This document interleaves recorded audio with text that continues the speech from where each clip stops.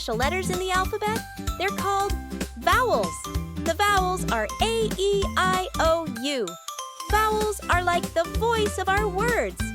Without them, words would be hard to say. Cat, remove the A, becomes CT. See?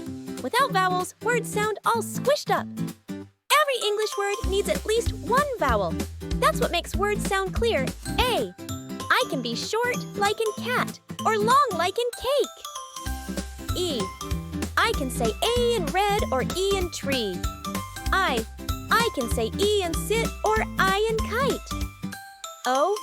I say or in dog or O in rose. U. I can say in sun or U in unicorn. Wow, vowels can make short sounds, long sounds, and sometimes they're even silent, like the E in bike. So remember, vowels are the music of our language.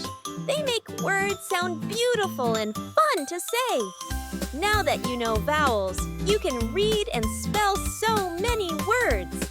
Let's keep learning together. Don't forget to like and subscribe for more fun lessons.